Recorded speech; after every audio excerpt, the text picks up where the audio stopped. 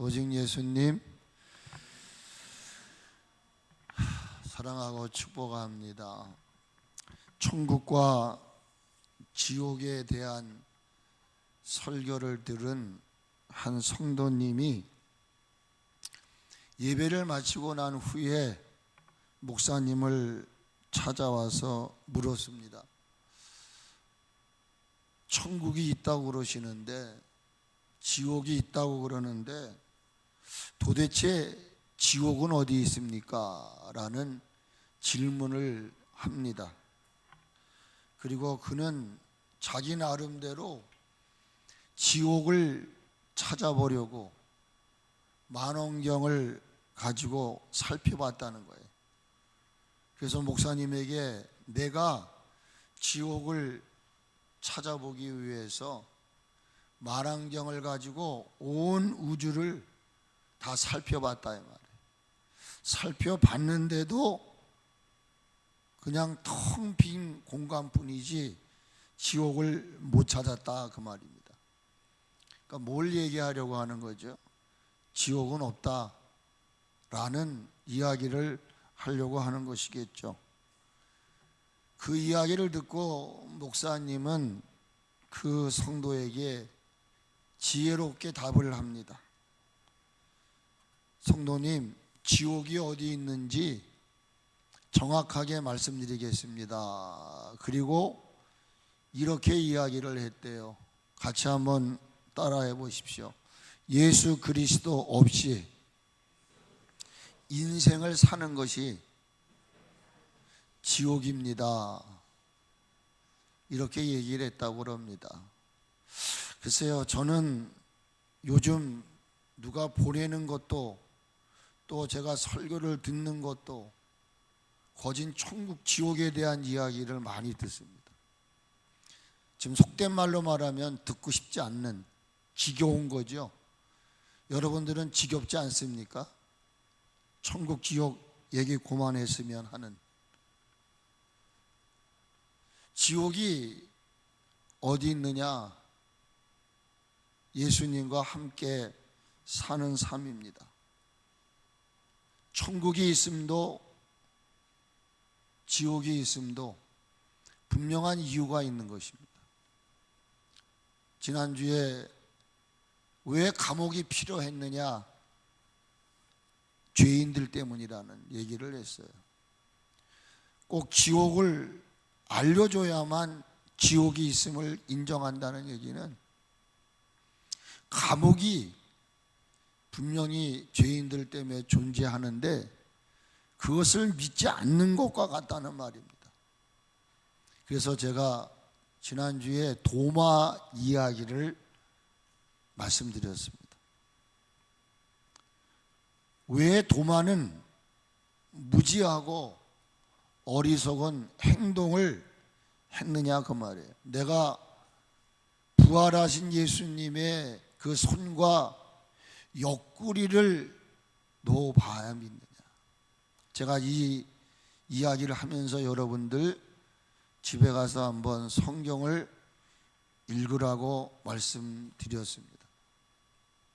왜 그는 이런 행동을 보였을까요? 요한복음 20장 24절에 그 이유를 추적할 수 있는 근거 이야기를 하나 탁 던지십니다. 요한복음 20장 24절의 내용은 이렇습니다. 12 제자 중 하나로서 디드모라 불리는 도마는 예수님의 제자, 예수님께서 오셨을 때에, 여기 오셨다는 말은 부활하시고 난 이후에 오셨음을 이야기하는 것입니다. 여러분 알잖아요. 그들의 예수님이 십자가에 못 박혀 죽으시자 유대인들을 두려워해서 소위 말하는 다락방에 모인 거죠. 그 자리에 함께하지 못했다 그런 말이에요. 그죠? 예수님이 부활하셔서 오셨을 때 함께 있지 않았다. 이거를 쉽게 번역한 게 쉬운 성경이죠. 쉬운 성경에서는 뭐라고 얘기하느냐 하면은 12제자 중에서 디드모라는 별명을 가진 도마는 예수님께서 오셨을 때, 여기 중요한 얘기죠, 다른 제자들이 있던 자리에 없었단 말입니다. 여러분, 그가 예수님께서 부활하신 후에 제자들이 유대인을 두려워하여 한 곳에 모여 있을 때 그가 다른 제자들이 있었던 그 자리에 함께 있지 않았기 때문이었느냐 그 말이에요. 아닙니다. 만일에 도마가 그 자리에 함께 있지 않는 것 때문이었다면은 이걸 오늘날 우리에게 적용하면 우리도 하나님이 원하시는 자리에 머물지 않을 때가 많아요. 예배의 자리, 기도의 자리, 찬양의 자리, 헌신의 자리, 봉사의 자리, 먹는 자리, 노는 자리, 여러 형태의 자리가 있어요. 그런데 나는 100% 다 그 자리에 있을 수 없었다 이 말이에요. 그러니까 그가 그 자리에 없었기 때문이라고 하는 것은 변명에 불과한 것이다 그 말입니다. 예수님은 우리들이 그 자리에 공동체와 함께 있었느냐 없었느냐 이거를 보시는 분이 결코 아니에요. 그렇다고 해서 내가 예배 자리에 없어도 된다, 기도의 자리에 없어도 된다, 이런 말은 결코 아닙니다. 그렇다면 도마로 하여금 어리석은 자가 되게끔 했던 원인이 뭡니까? 여러분, 성경을 그대로 우리가 믿으면 예수님께서 십자가에 달려 돌아가신 후에 그가 예언하신 대로 부활하셔서 그들 앞에 계신 것은 당연한 거예요. 그런데 구태여 부활하여 오신 예수님의 손과 옆구리에 내가 좀 손을 놓아봐야 믿겠습니다라고 했던 그 이유가 과연 뭐 때문이냐 이 말이에요. 그 자리에 있지 않았기 때문이 아니에요. 그가 그 자리에 있지 않았기 때문이 아니라 죄가 있기 때문이에요. 믿음이 없기 때문이라는 말입니다. 저와 여러분이 부정하든 긍정하든 간에 아담 이후로 모든 인간은 죄가 있어요. 죄가. 이 죄 때문에, 죄는 뭐냐면은 하나님을 믿지 못하는 거예요. 그러므로 죄는 믿음이 없는 것이요, 믿음이 없는 것은 나를 죄를 짓게 하는 요소가 된다 그런 말. 영원하신 하나님을 믿지 않는 게 죄입니다. 여러분 하나님을 믿습니까? 정말 하나님은 살아계신 분임을 믿습니까? 그런데 내 행동은 어떤가 한번 여러분 점검해 보시자 이런 얘기예요. 하나님과 성령님, 인간의 몸을 입으시고 우리를 구원하려 오셨던 예수 그리스도를 믿지 않는 게 죄다 그 말입니다.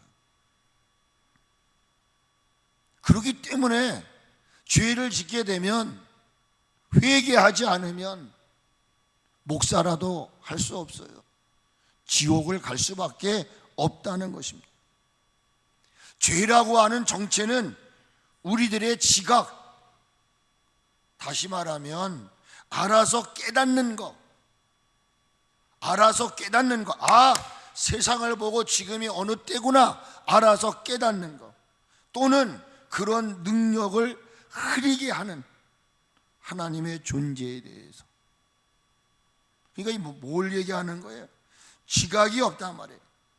죄라고 하는 놈은 저와 여러분으로 하여금 지각을 흐리게 하는 거예요. 깨닫는 것도 없어요. 아는 것도 없어요.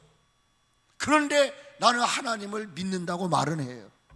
성경 찬송을 가지고 교회를 다녀요. 근데 변함이 없어요. 달라진 게 없어요. 이게 뭐냐면 그냥 종교 행위를 하고 있는 거예요.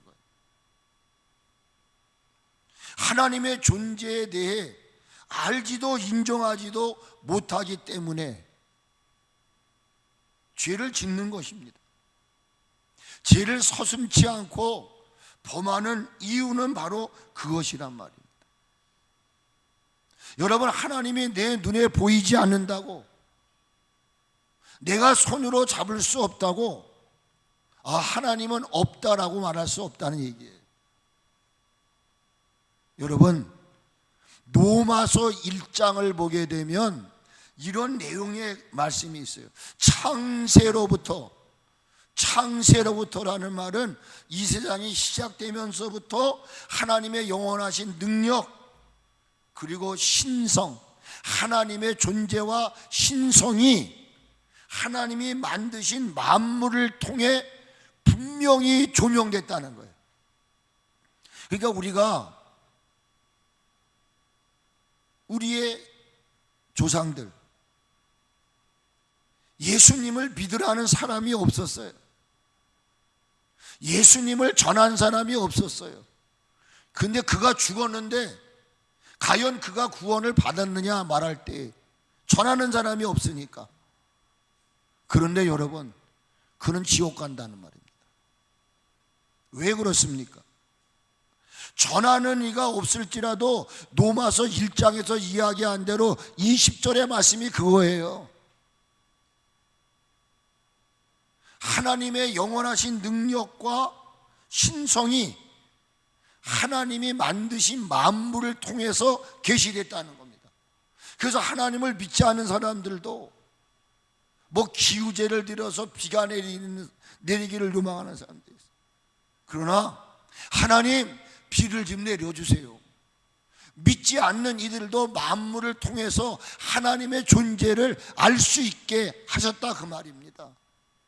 그런데 많은 이들은 핑계를 하는 거예요. 핑계할 수 없다는 거예요. 하나님의 실존, 하나님의 존재는 누가 나에게 전해주는 이가 없을지라도 하나님은 자연 계시를 통하여 하나님은 당신의 존재를 이야기했다는 거예요.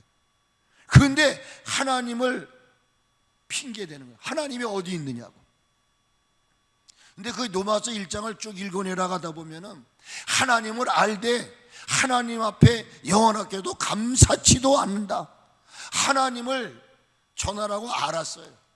안 사람들 중에도 감사치도 않고 영화롭지도 않고 영화롭게도 하지 않아요. 도리어 하나님께 돌려야 할 영광을, 여러분, 그 이후의 말씀을 로마서 1장 20절 이하의 말씀을 보게 되면 하나님이 분노하시는 얘기가 나와요. 그러기에 바울은 당신에게 적한 에베소 교회의 성도들을 위해서 늘 중보하며 기도합니다. 그가 늘 에베소 교회 성도들을 위하여 중보 기도할 때에 다른 걸 구하지 않았어요. 하나님, 이들에게 지혜와 계시의 영을 주십시오. 지혜와 계시의 영을 주십시오. 지혜와 계시의 영을 주십사 하고 구했던 건 뭐냐? 하나님을 바로 알아야 바른 신앙생활, 하나님을 기쁘시게 하는 삶을 살 수 있다는 거예요. 여러분, 수박 거달기식의 신앙생활을 하면 안 된다는 거죠. 하나님을 알되 하나님을 바로 알기 위해서는 지혜와 계시의 영이 필요하다는 거예요. 누가 하나님을 알려주는 것이 아니라 하나님이 친히 한 개인 성도들 속에 계시와 지혜의 영을 통하여 하나님을 알게 해 주십시오. 목적은 뭐예요? 신앙생활 바로 하라는 것이죠. 신앙생활을 바로 하라는 말은 우리의 신앙의 종착역은 천국이다, 이 말이에요. 그러니까 여러분, 난 천국 가기 싫다 하면 예수 믿지 않아도 돼요. 뭐 구태여 교회 이렇게 열심히 나올 필요도 없어요. 지난번에 우리 내 머릿속에 지우개라는 곳에 오네시모가 지옥 얘기를 하니까 뭐라고 얘기했는데, 난 지옥 얘기 듣고 싶지 않다고. 이게 바울이 뭐라고 말해? 그래도 천국은 가고 싶은가 보지? 그런 대사 여러분 기억나시는지요? 지혜와 계시의 영을 주십사. 호세아 선지자가 뭐라고 말합니까? 내 백성이 지식이 없으므로 망한다. 그 지식은 어느 지식입니까? 하나님을 바로 알지 못하는 지식.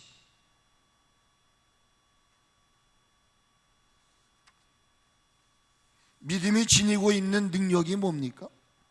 모든 것을 가능하게 하는 것이 믿음이 가지고 있는 능력인 것입니다. 그래서 여러분, 내 눈에는 보이지 않아요. 내 귀에는 들리지 않아요. 보이지 않고 들리지 않고 손에 잡히지 않지만 분명 천국은 있어. 분명 지옥은 있어. 분명 예수님은 그 죄를 위해서, 내 죄를 위해서 오셔서 2000년 전의 사건을 지금의 내 사건으로 받아들일 수 있게끔 하는 게 믿음이다, 그런 말입니다. 이 믿음은 그저 세상 사람들이 말하는 그런 믿음을 말하는 게 아니에요. 그래서 히브리서 11장 1절에 믿음을 명쾌하게 정의합니다. 믿음은 바라는 것들의 실상이다. 배가 고파.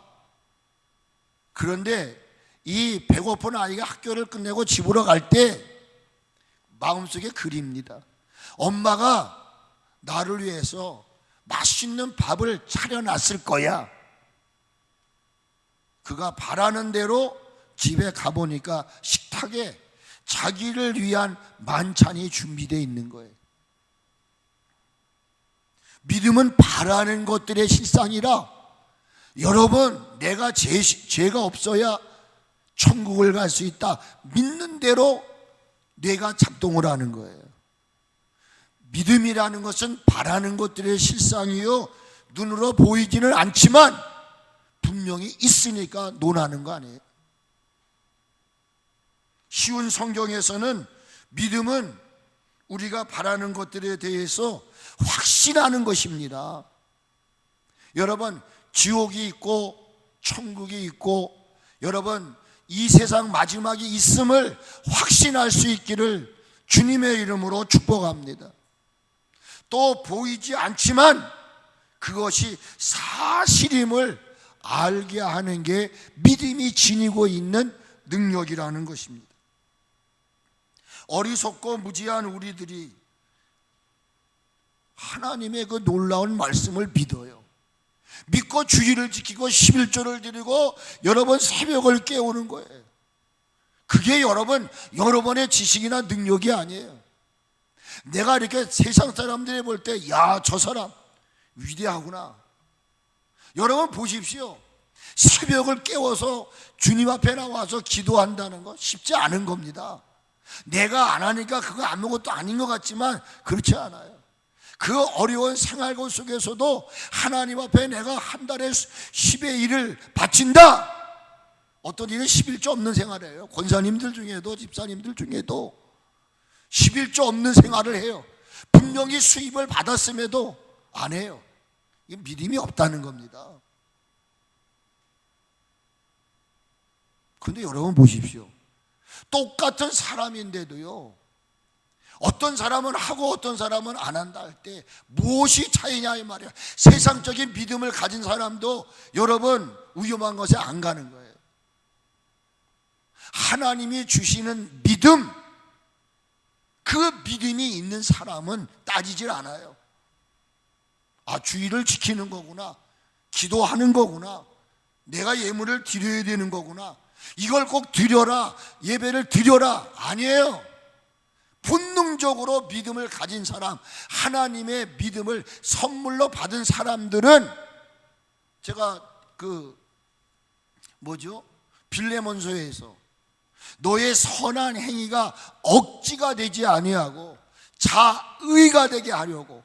여러분, 신앙생활은 억지로 말하니까 어쩔 수 없이, 이게 아니라 자의로 자원하는 마음이에요. 자원하는 마음. 그러니까 하나님께서 선물로 주신 그 믿음의 능력은 지옥 가야 할 인간을 천국 가게끔 바꾸시는 거예요. 멸망받아야 할 인생을 영생의 자리로 전환하는 것이다. 또한 믿음이라는 게 뭐예요? 같이 한번 하세요. 죄를 이기는 능력이다. 믿음이 없이는 죄를 이길 수가 없어요. 뻔한 건데도요. 뻔한 건데도 이거 이렇게 하면 안 되는데 하면서도 죄를 저지르는 게 뭐냐? 죄를 범하는 게 뭐냐? 한마디로 말하면 믿음이 없기 때문인 거예요. 여러분, 많이 아는 게 중요한 게 아니라, 깨닫는 게 중요한 것이 아니라 행하는 거예요.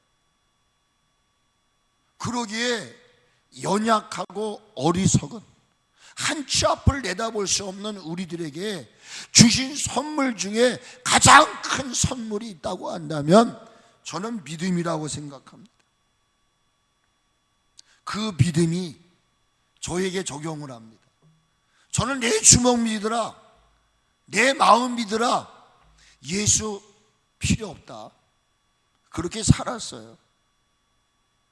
그런데 이런 전혀 백지와 같은 무지했던 내게 하나님이 1976년도에 저에게 찾아오시고 저에게 믿음을 주신 거예요. 제가 수요일 날 예배 시간에 안수를 해주시는데 막 놀라운 일이 일어난 거예요. 제가 어렸을 때부터 그 시점까지 저지른 죄악들, 이 스크린처럼 제 눈에서 지쳐가는 거예요. 하나하나씩.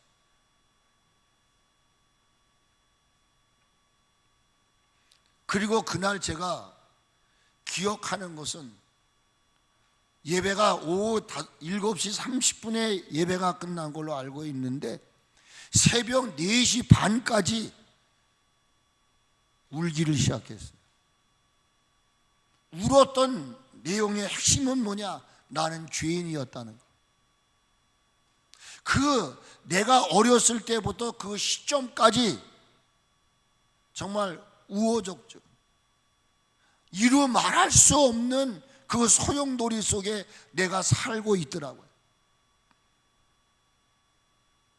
군대 생활하면서 위기를 당했고, 어렸을 때 저수지에, 저는 그것도 몰랐어요. 저희 어머니가 그 이후에 얘기해 주시더라고요. 발등에 인두, 옛날에는 세모로 된 그 화루라고 그래요. 뭐예요? 집에 있는. 거기다가 집어넣어서 그걸로 다리미를 해. 이렇게 세모처럼. 그걸로 제 이 왼쪽 발등을 제가 지졌다는 거예요. 그리고 저 이천 설성면에 저수지에 제가 빠질 뻔했다는 거예요. 그런 것들을 쭉 내 지나온 세계를 쭉 군대 제대해서 돌아오는 그 순간까지 있었던 일을 쭉, 그러면서 제가 깨달은 건 뭐냐? 나는 죄인이다. 하나님이 지혜를 주셔서 깨닫게 하시는 최고의 절정은 뭐냐? 나는 죄인이다. 제가 지난 해에 기도원에 올라가서 깨달았던 건 뭐냐? 내가 지은 죄가 얼마나 컸기에 죄 없는 예수님이 십자가에 못 박히셔야 되는가? 그거를 제가 말씀을 통해서 들으면서 회개를 했어요. 이게 믿어지니까, 예수님 나의 죄와 허물을 위해서 십자가에 달려 죽으셨고, 그 보배로운 피를 흘려서 나를 의롭다 하셨구나. 이게 믿어져야 되는 거예요. 내가 목사라 할지라도 그 십자가의 사건이 믿어지지 않으면 여러분 그저 그냥 내가 외칠 수는 있어요. 아, 예수님 오신데 이거 왜 말을 못합니까? 할 수 있어요. 근데 그거 믿어지는 외침이냐, 그냥 이론적인 지식적인 외침이냐는 전혀 다른 것입니다.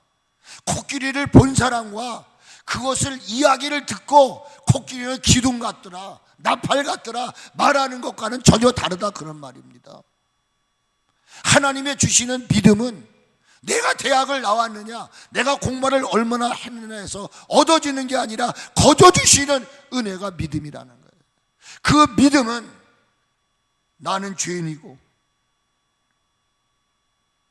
예수님은 나의 죄를 위해서 인간의 몸을 입으시고 이 땅에 오셨고, 그분은 나를 위해서 십자가에 죽으셨다가 부활하신 분이라는 것이 믿어질 때 예배에 생명을 걸 수 있고, 기도에 생명을 걸 수 있고, 여러분 드림에 생명을 걸 수 있는 거예요.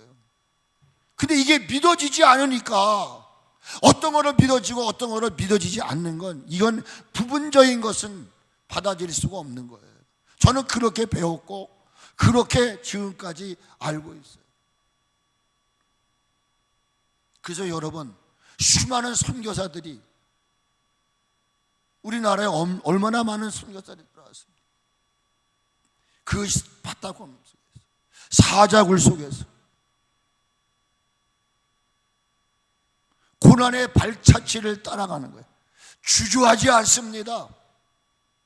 세상의 미련을 뒤로 하고 오직 나 위에 죽으시고 부활하시고 다시 오하신 그분이 확실하게 믿어지니까 십자가 위를 걸어가는 거예요. 순교를 당할 때도 눈 하나 깜짝하지 않은 것입니다. 차라리 내가 죽는 것이 낫습니다. 여러분, 지금 우리 사회를 보십시오. 많은 이들은 뭐 다른 얘기하지만 지금 교회 신앙에 지금 박해 탄압이 들어오고 있어요. 어떤 이들은 억지로 그게 무슨 교회 탄압이냐 말하지만 이미 교회 탄압이 시작이 됐습니다. 이 어려운 시대를 살아가면서 일반적인 믿음을 가지고는 여러분 흔들릴 수가 있다는 거예요. 구원 얻을 만한 믿음을 주신 분이 누구냐? 예수님이시라는. 그러기에 하나님은 히브리서를 통해서 그 믿음의 능력을 이렇게 고백을 해요. 여러분, 중요한 얘기입니다. 믿음은 하나님을 기쁘게 하는 것입니다. 믿으시면 아멘 하십시다. 믿음은 하나님을 기쁘게 하는, 독선적으로 들릴지는 모르지만 믿음을 왜 주셨느냐? 하나님을 기쁘게 하시는. 그러면 하나님을 기쁘게 하려면 어떻게 해야 되느냐? 히브리서 11장 6절에 명쾌하게 두 개를 얘기하셔요. 하나님의 계심과, 먼저 하나님을 기쁘게 하는 믿음인데, 이 믿음의 내용은 뭐냐? 하나님께 나아가는 자는, 오늘 여러분이 하나님께 나오신 줄로 믿습니다. 그저 맥없이 나오면 안 되는 거예요. 그래서 에베소 1장을 보면 하나님 에베소 교회 성도들에게 마음의 눈을 열어 하나님의 부르심의 소망이 무엇인지를 알게 해달라고 에베소 1장 8절인가부터 나와요.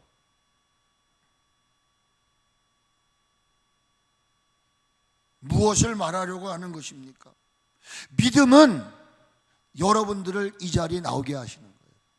내가 멀냐 가까우냐가 아니라, 내 상태가 어떠냐가 아니라 믿음이 여러분을 끌어나오는 거예요. 그런데 여러분, 우리가 이곳에 하나님이 살아 계신다, 이곳에 계셔서 내 예배를 받으신다, 이게 믿어지지 않으면 구태여 뭐하러 여기까지 옵니까? 뭐 구태여 예배를 드립니까? 여러분, 믿음이라고 하는 것은 한 인생을 하나님께 나가게 할 뿐만 아니라 나가는데 뭐냐? 그분은 내가 나가는 그 종착역에 나를 기다리고 계신다. 오늘도 여러분, 하나님이 여러분을 품으신 걸 여러분이 체험하셨습니까? 이곳에 와서, 그래서 목사님들이 그래요. 오자마자 사람들하고 인사하지 말고 먼저 교회에 들어와서 하나님, 저 왔습니다. 그때 하나님이 여러분을 안아주시는 거예요.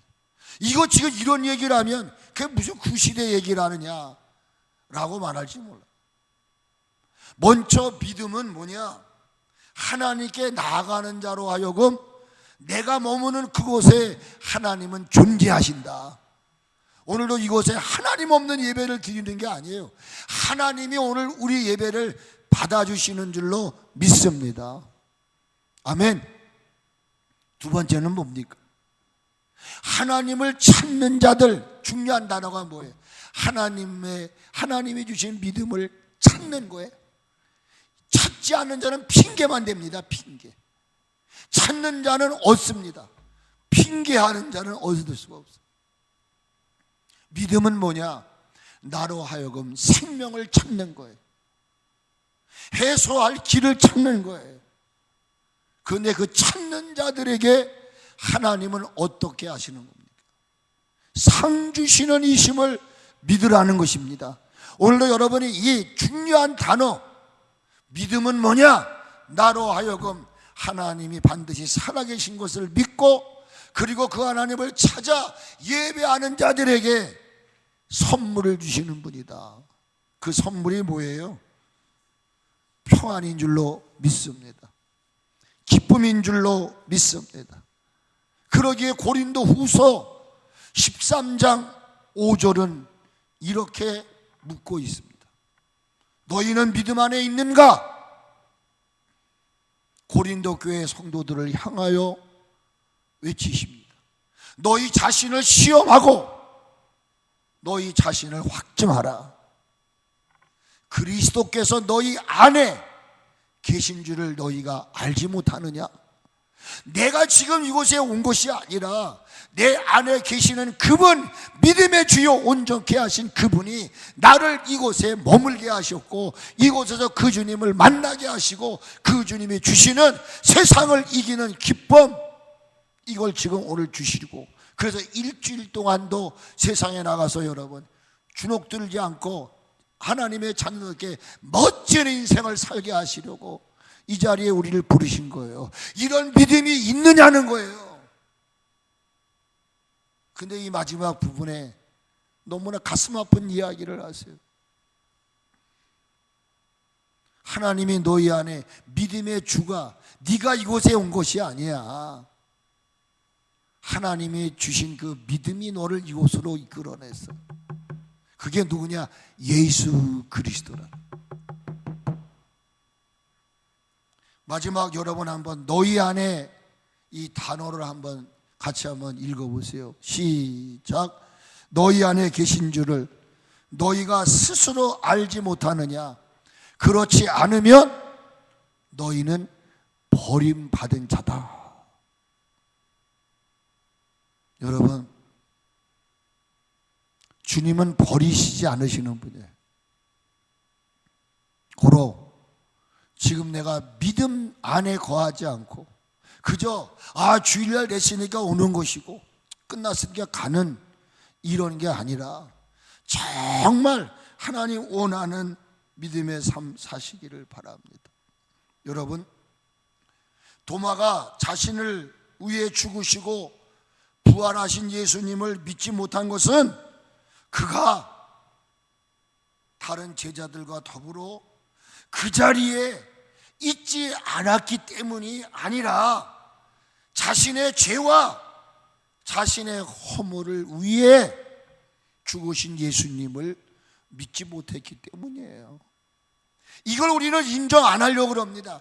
내가 오늘 바빠서 내가 그 자리에 못 가서가 아니라 그렇게 하게끔 한 원동력은 뭐냐? 죄성이라는 거예요. 죄성. 여러분 모두에게 구원 얻을 만한 믿음이 있으신지 점검할 수 있기를 주님의 이름으로 축복을 드립니다. 기억하세요. 지옥은 죄 때문에, 믿음 없음 때문에 존재하는 것입니다. 죄 지은 자들을, 믿음이 없는 자들을 위해서 준비된 게 지옥입니다. 반대로 천국은 자신의 죄와 허물을 위해 십자가에 달려 죽으시고 부활하신 예수님을 내 주인으로, 내 구주로 믿는 이들을 위해서 존재하는 것이 천국인 줄로 믿으십시오. 여러분, 우리가 신앙생활하면서 하나님의 존재를 믿으시죠? 답을 안 하시네. 하나님의 존재를 믿으시죠? 그런데 하나님의 일을 거부하게끔 하는 그 존재가 있음도 여러분 기억하십니까? 믿으십니까? 제가 지금 이원론적으로 말하려는 게 아닙니다. 낮이 있으니 밤이 있다, 이걸 얘기하는 게 아니라 하나님과 더불어 또 하나의 존재가 있어요. 그게 뭐냐면 마귀인 거예요. 하나님은 우리를 의롭게 살도록 돕지만 마귀는 우리로 하여금 죄를 짓게 하는 거예요. 하나님은 의롭게 사는 사람들을 위하여 천국을 예비하신 분이시지만 마귀는 우리로 죄를 짓게 하여 지옥에 가게 한다는 거예요. 그러므로 같이 하세요. 지옥이 없다는 것은 마귀의 유혹이다. 천국이 있다고, 같이 해보세요. 천국이 있다고 말씀하시는 것은 하나님이시다. 그러므로 천국이 없다는 주장은 성경 어디를 찾아보세요. 하나님이 하신 말씀인가? 다 마귀의 작품이라는 것을 아셔야 돼요. 고로 마귀의 정체는 꾀이는 자입니다. 마귀는 누구이냐? 유혹하고 미혹하는 자입니다. 마귀라고 하는 어학적 의미가 뭡니까? 다운이라고 하는, 인터넷에 들어가서 마귀라고 한번 치시고 딱 치면 어학서전이 나와요. 요사스러운, 잣기를 통틀어 이르는 말, 이게 다운이에요. 네이버에서는 마귀를 어떻게 얘기하는가? 요사스럽고 못된 잡기를 통틀어 이르는 말을 마귀라고 말해요. 그리고 그 네이버에 있는 절대자라는 뜻으로 하나님과 대립하여 존재하는 악을 인격화하여 죄를 짓게끔 하는 놈이 바로 마귀라는 거예요. 하나님을 대적하는 자가 누구냐? 마귀라는 거예요. 근데 여기 그렇게 되어 있잖아요. 잡기들을 통틀어 하는 말, 거기에 사탄, 거기에 귀신도 들어가고 있어요. 이 마귀를 헬라어로는 디아볼로스라고 하는 말을 써요. 디아볼로스. 이 디아볼로스라고 하는 말은 회방자, 이간자, 미혹자라는 의미입니다. 요한계시록 12장 9절에 보면 이렇게 얘기합니다. 큰 용이 내쫓겼으니 옛뱀 곧 마귀라고도 하고, 그러니까 마귀 존재가 있으므로 어학사절이 있는 거예요. 없다고 말하지 마세요. 있어요. 마귀라는 존재가 있기에 성경에, 그럼 마귀가 없으면 성경이 존재하지 않잖아요.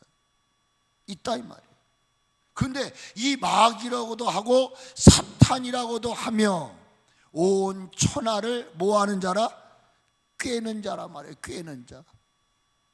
그 땅으로 내쫓기니 그의 사자들도 그와 함께 내쫓겼다. 새 번역에서는 이 19장 9절을 어떻게 번역하는가? 같이 한번 읽으세요. 시작. 그래서 그 큰 용, 곧 그 옛뱀은 땅으로 내쫓겼습니다. 그 큰 용은 악마라고도 하고 사탄이라고도 하는데 온 세계를 뭐하는 자라? 미혹하는 자더라 말이에요. 그 용의 부하들도, 그 용은 뭐예요? 사탄, 귀신들을 뜻하는 거란 말이에요. 제 말씀이 아니에요. 그러니까 이 지금 사탄이 풀려서 지금 움직이고 있다는 것입니다. 신앙생활을 해야 하는 저와 여러분들, 잊지 말고 기억해야 될 것이 지옥이 없다는 억지는, 지옥이 없다는 미혹은 하나님께로부터 나온 것이 아니라 마귀로부터 시작된 것임을 잊지 마시고 여러분 승리하시기를 축복합니다. 지옥이 없다면 설교도 필요 없어요. 다 천국인데 뭐하러 예수 믿으세요? 설교를 하고 전도를 합니까? 뭐하러 기도 생활 합니까? 지옥이 없으면 여러분 복음도 신앙생활도 예배도 필요 없는 거예요. 죄를 범하고 불신의 삶을 살아도 궁극적으로 어떻게 살든 간에 다 천국 간다. 그럼 뭐하러 신앙생활 합니까? 난 이렇게 신앙생활 안 해. 어찌 보면 바보 같고, 어찌 보면 맹추 같고, 어찌 보면 저거 시대에 뒤떨어진 자랑 같은, 내가 가끔 우리 식구한테 그래요. 새벽 예배를 마치고 걸어가는 동안 내 모습을 보고 그래요. 4시 반에 일어나가지고 준비해서 와서 한 8시 반 정도에서 집으로 가는데 복장이 어떻겠어요? 와이셔츠 입고 그냥 바지 입고 가는데 그 모습이 얼마나 초라하냐 말이에요. 제 얘기해서 죄송합니다. 그러나 천국이 있음을 믿기 때문에, 천국은 침노하는 자의 것이라고 했기 때문에 내가 설교하고 내가 그렇게 살지 못하면 안 되니까. 근데 여러분 생각해 보세요. 제가 지금 여러분 뻥을 치는 거라면 용서하세요. 내가 이렇게 할 필요가 뭐가 있겠어요? 천국이 없다는데, 지옥이 없다는데 뭐하러 여러분 예배 드리고, 뭐하러 기도 생활하고, 뭐하러 이 어려운 시국에 예배에 나와서 예물 드리고 그렇습니까? 막 살죠. 그러면서 제가 좀 말씀드리고 싶은 게 있어요. 죄 없으신 예수님께서 인간의 몸을 입으시고 이 땅에 오셔서 십자가에 못 박혀 죽으셔요. 그리고 속죄의 피를 흘려주셨다고요. 제가 이번 4일여 동안 우리 식구하고 신도성 이도원 가서 제가 은혜를 받았기 때문에 내 머릿속에 지우개라고 하는 걸 보여드린 거예요. 근데 그게 여러분 유튜브에도 잘 나왔더라고요. 9월 7일 날 연세중앙교회에서 그거를 다시 드라마를 했어요. 뮤지컬을 했어요. 그렇게 집에 가서 한번 찾아보시면 나옵니다. 내 머릿속에 지우개라고 해서 아주 배경도 잘 해놨어요. 저는 거기서 많은 걸 깨달았어요. 거기서 제가 제 머릿속에 박힌 게 뭐냐, 나는 그저 예수님이 십자가에 못 박혀 죽으셨다. 근데 그 윤 목사님이 강조하는 게 뭐냐, 속죄의 피, 속죄의 피. 그래서 제가 그날 이후로 구속, 구원 이 단어 쓰지 않고 속죄라고 하는 단어를 쓰게 된 거예요. 속죄의 피를 흘려주신 궁극적인 이유가 뭐냐? 같이 한번 합시다. 읽읍시다. 죄와 멸망에서 구원해 주시기 위해서다. 제가 설교를 좀 길게 하는 것 같다고 그래서 오늘 여기까지 할게요. 그리고 집에 돌아가셔서 지금 여러분 성경 쓰기 아시죠? 어디 있으세요? 설권사님? 네? 어디 있으세요? 아니 지난주인가?